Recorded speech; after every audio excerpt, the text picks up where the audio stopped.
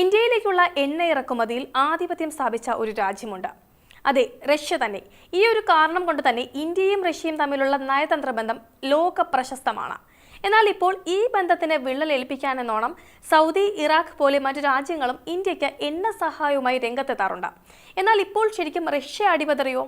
റഷ്യയുടെ ഒരു കളിയും ഇപ്പോൾ നടക്കാത്ത സാഹചര്യമാണെന്ന് പറഞ്ഞാലോ? അമേരിക്ക കടുംപിടുത്തം ഏർപ്പെടുത്തുന്നുമുണ്ട്. അമേരിക്ക ഏർപ്പെടുത്തുന്ന ഈ ഉപരോധം റഷ്യയെ ബാധിക്കുന്നുണ്ടോ?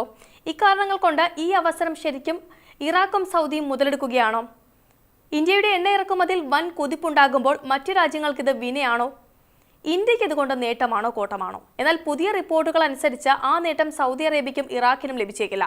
കൂടുതൽ ക്രൂഡ് ഓയിലിനായി മറ്റൊരു രാജ്യത്തേക്കാണ് ഇന്ത്യ ഇപ്പോൾ എത്തുന്നത്. ഏതാണ് ആ രാജ്യമെന്നറിയണ്ടേ? പരിശോധിക്കാൻ വിശദമായി ഞാൻ ആതിരാം. റഷ്യയിൽ നിന്നുള്ള ക്രൂഡ് ഓയിൽ ഇറക്കുമതി കുറഞ്ഞതോടെ സൗദി അറേബ്യയും ഇറാഖും അടങ്ങുന്ന പശ്ചിമേഷ്യൻ രാജ്യങ്ങളിൽ നിന്നുള്ള ഇറക്കുമതി ഇന്ത്യ വർദ്ധിപ്പിച്ചേക്കുമെന്ന തരത്തിലുള്ള വിലയിരുത്തലുകളാണ് ഇപ്പോൾ ശക്തമായിക്കൊണ്ടിരിക്കുന്നത്. പൊതുമേഖലയിൽ പ്രവർത്തിക്കുന്ന ചില റിഫൈനറികൾ കൂടുതൽ ക്രൂഡ് ഓയിലിനായി ഈ രാജ്യങ്ങളുമായി ചർച്ച ആരംഭിച്ചതായും സൂചനയുണ്ടായിരുന്നു. എന്നാൽ പശ്ചിമേഷ്യയേക്കാൾ ഗയാനയിലേക്കാണ് അധിക ക്രൂഡ് ഓയിലിനായി ഇന്ത്യ പ്രധാനമായും ഉറ്റുനോക്കിക്കൊണ്ടിരിക്കുന്നത്. S&P ഗ്ലോബൽ കമോഡിറ്റി ഇൻസൈറ്റ്സ് അനുസരിച്ച് ഇന്ത്യയുടെ ക്രൂഡ് ഓയിൽ ആവശ്യകത അടുത്ത വർഷം വളരെ അധികം ഉയർന്നേക്കുന്ന സാഹചര്യമാണ് ഇപ്പോൾ നിലവിലുള്ളത്. ഇറക്കുമതിയിലെ വൈവിധ്യവൽക്കരണം കാരണം പശ്ചിമേഷ്യയിൽ നിന്നുള്ള ഇറക്കുമതി കുറഞ്ഞേക്കാമെന്ന് S&P പറയപ്പെടുന്നുണ്ട്. ഇറക്കുമതി സ്രോതസ്സുകളുടെ വൈവിധ്യവൽക്കരണം കാരണമാണ് ഇന്ത്യയിലേക്കുള്ള മിഡിൽ ഈസ്റ്റേൺ ക്രൂഡ് ഓയിൽ കയറ്റുമതിയുടെ പങ്ക് കുറച്ചു കുറയാൻ സാധ്യത. S&P ഇൻസൈറ്റ്സിലെ South Asia oil research lead Abhishek ആണ് ഈ കാര്യം അഭിപ്രായപ്പെട്ടത്. 2024 ജനുവരി മുതൽ സെപ്റ്റംബർ വരെ റഷ്യയിൽ നിന്നുള്ള ഇന്ത്യയുടെ ക്രൂഡ് ഓയിൽ പ്രതിദിനം 1.7 ദശലക്ഷം ബാരലായിരുന്നു.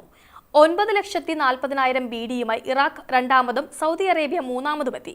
ജനുവരി സെപ്റ്റംബർ കാലയളവിൽ US-ൽ നിന്നുള്ള ഇറക്കുമതി 2,15,000 BD ആയിരുന്നു. ഇതോടെ UAEക്ക് ശേഷം ഇന്ത്യയിലേക്ക് ക്രൂഡ് ഓയിൽ എത്തിക്കുന്ന അഞ്ചാമത്തെ വലിയ വിതരണക്കാരായി US മാറി.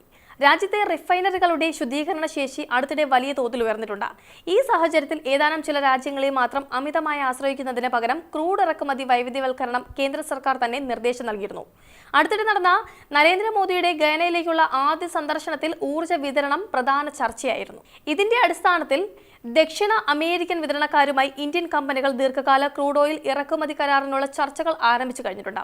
ആവശ്യമായ ക്രൂഡ് ഓയിലിന്റെ 85% ഇറക്കുമതി ചെയ്യുന്ന രാജ്യമാണ് ഇന്ത്യ. അടുത്ത കാലത്തായി ഡിമാൻഡ് വലിയ തോതിൽ വർദ്ധിച്ചതോടെ ലഭ്യമായ ഏറ്റവും വില കുറഞ്ഞ സ്രോതസ്സുകളിൽ നിന്നെല്ലാം ക്രൂഡ് ഓയിൽ വാങ്ങുകയെന്ന നയത്തിലേക്ക് ഇന്ത്യ മാറിയിട്ടുണ്ട്. പാശ്ചാത്യ ഉപരോധം ഉണ്ടായിട്ടും വിലക്കിഴിവ് ലഭിച്ചപ്പോൾ റഷ്യയിൽ നിന്നും ക്രൂഡ് ഓയിൽ ഇറക്കുമതി ചെയ്തത് ഈ നയത്തിന്റെ ഭാഗമായിട്ടാണ്. ചെറിയ രാജ്യമാണെങ്കിലും വലിയ ക്രൂഡ് ഓയിൽ ശേഖരമുള്ള രാജ്യമാണ് ഗയാന.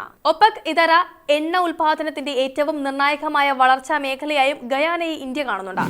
ഇത് ആഗോള എണ്ണ വിതരണ മേഖലയിലെ ഒഴിച്ചുകൂടാനാകാത്ത ശക്തിയായി രാജ്യത്തെ മാറ്റുന്നതായിരിക്കും.